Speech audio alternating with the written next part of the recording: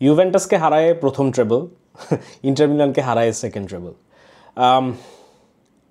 Luis Enrique আমার মনে হয় যতটুক রেসপেক্ট ডিজার্ভ করে ওয়ার্ল্ড ফুটবলে যতগুলো প্রমিনেন্ট ম্যানেজার আছে তার মধ্যে লুইস এনরিকে সবচেয়ে আমি বলবো যে আন্ডাররেটেড আমি বলবো না, বাট যেই রেসপেক্টটা লুইস এনরিকে ডিজার্ভ করে অনেক কারণেই এখন পর্যন্ত লুইস এনরিকে সেই রেসপেক্টটা পেয়ে আসে নাই।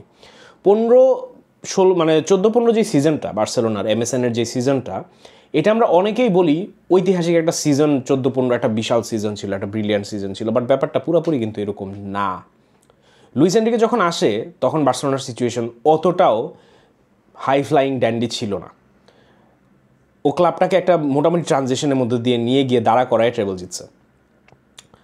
অন্যদিকে একটা সময় ছিল এটা মানে যখন পিক পেপ গুয়ার্দিওলা টাইম চলতেছে বার্সেলোনাতে, আই থিঙ্ক 11-র দিকে, 11-12 এক্স্যাক্টলি এরকম একটা টাইমে রোমাতে লুইস এনরিকে যায়। অল্প একটা সময় থাকে, বাট রোমাতে যায়। বার্সা বি ট্রেন করার পর রোমাতে যায়। তখন মিডিয়াতে একটা গুঞ্জন শুরু হয় যে এই টিমটা তো গুয়ার্দিওলার টিমের মতো খেলে, বা লুইস এনরিকের যেই অ্যাপ্রোচটা সেখানে একটা সার্টেন তখনের peak Barca, the prime Barca, ওই রকম একটা ধাঁচের ফুটবলের প্যাটার্ন মানুষজন আস্তে আস্তে দেখা শুরু করতেছে এবং মানুষজন অ্যান্টিসিপেট করা শুরু করে যে আচ্ছা ঠিক আছে, গুয়ার্দিওলা যখন চলে যাবে বা যদি চলে যায় কখনো, তখন আমার মনে হয় মানে সবাই বলছিল যে লুইস এনরিকেই হয়তো বা বার্সেলোনার দায়িত্ব নিবে। তার 2-3 বছর পরেই দায়িত্ব নেয় এবং উইন্স দ্য ট্রেবল, লিভস, স্পেনে একটা রিবিল্ড করার চেষ্টা করে, ফেল হয়। অনেক ক্রুশাল পিভিটাল প্লেয়ার ছিল না তখন, লামিন ছিল না, আরও কিছু প্লেয়ার ছিল না হাতে, একটা ডিফিকাল্ট সিচুয়েশন ছিল। তাও the team was playing beautiful football, and this tonight I think solidifies Luis Enrique's legacy. As a Barca fan, as a culé, I think আমাকে যদি জিজ্ঞেস করা হয় আউটসাইড অফ বার্সেলোনা কোন টিম জিতলে তুমি সবচেয়ে বেশি খুশি হইতা, I would have said PSG because of Luis Enrique. খুব সিম্পলি যদি আমি বলি, ফুটবলীয় দিক থেকে আপনি যদি ফুটবলের বিবেচনায় খুবই অবজেক্টিভলি জিজ্ঞেস করেন এই সিজনে কোন টিম চ্যাম্পিয়ন্স লিগ জেতা সবচেয়ে বেশি ডিজার্ভ করে, আমার মনে হয় নিঃসন্দেহে বলতেই হবে ইট ওয়াজ PSG. And let's talk about it. Defense, you have the experience of Marquinhos. You have the pace of Nuno Mendes and Hakimi. Goalkeeping, you have a 7 feet tall behemoth যে কিছু ক্রিটিসিজম ফেস করার পর আমি বলবো যে সেমিফাইনালে specially আর্সেনালের সাথে ম্যাচটাতে পিএসজিকে বাঁচাইছে, the man of the match. Same goes for Sommer who had a very bad game tonight. মিডফিল্ডে you have probably, arguably, the best number 6 in the world right now. Midfield you have arekta খুবই promising upcoming player in João Neves, and up front you have absurdity. আজকে ডুয়ে যে performance দিছে that's like the announcement, right? আমি বলবো যে Lamine ইয়ামালের announcement ছিল হচ্ছে the euro France game, যেখানে হি sort of মানে humbled a few players. Tonight I think was the announcement of Doué. Everyone knew Doué, everyone was hyped about Doué, but I think tonight he announced himself in Europe, his arrival in Europe tonight. Dembele seems like an experienced player, seems like ওই যে মানে just মানে একটা option up front না, ওই যে একটা বয়স হয়েছে ব্যাপারটা, এটা আস্তে আস্তে এখন ডেম্বেলের মধ্যে বোঝা যাইতেছে, ম্যাচুরিটির ব্যাপারটা আস্তে আস্তে বোঝা যাইতেছে। অ্যান্ড অন্যদিকে কাভারা, এই টিমটা এত সলিড, এই টিমটা এত ওয়েল ড্রিলড, অ্যান্ড এই টিমটার প্রত্যেকটা ডিপার্টমেন্টে এত সুন্দর intricate balance.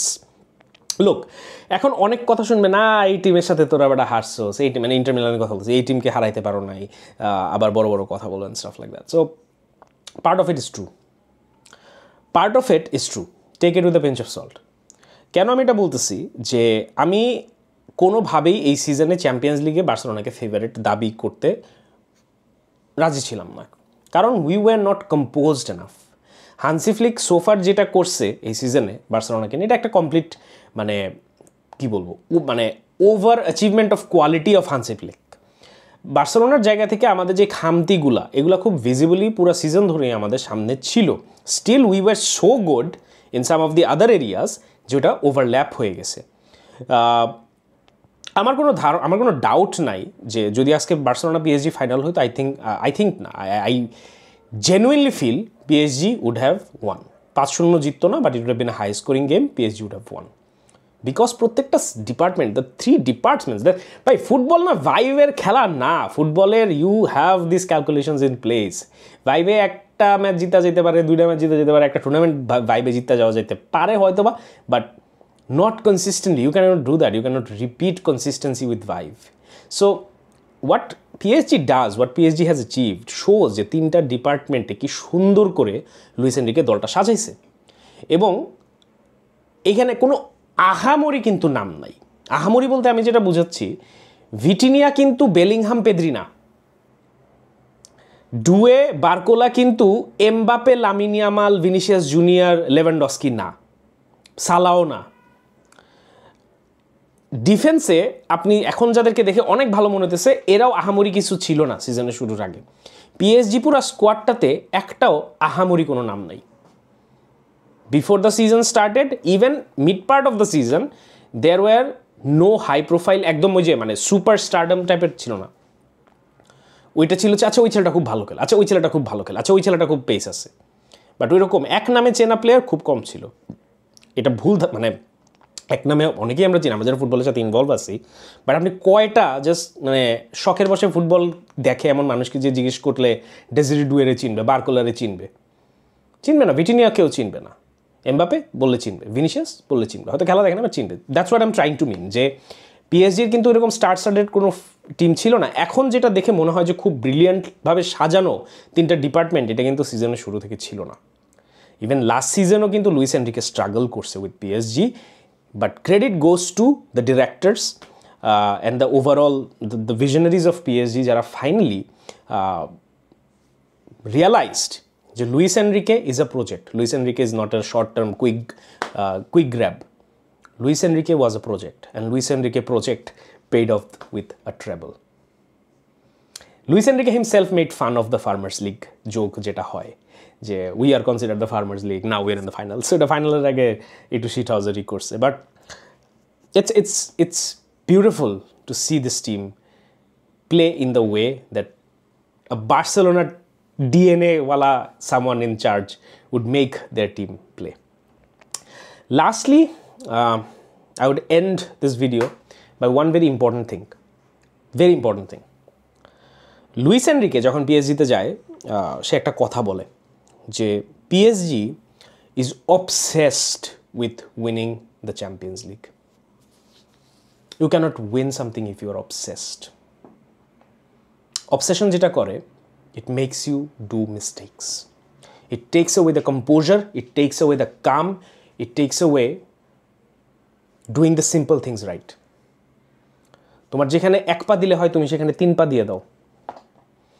And I think this sentiment needs to be transmitted to Barcelona next season.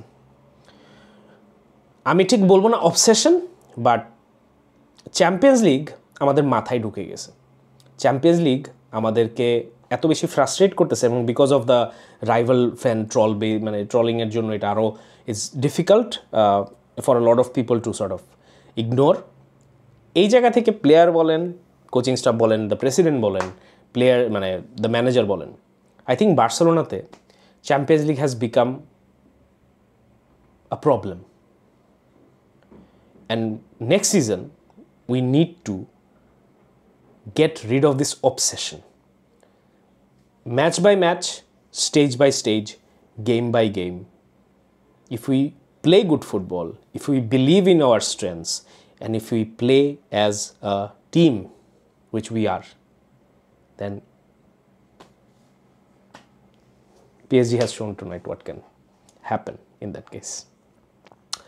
And with that, ladies and gentlemen, the season 24-25 comes to an end. It's been an absolute amazing ride. It's been an unbelievable season. And now, time to prepare. Till then, and as always, Visca el Barça.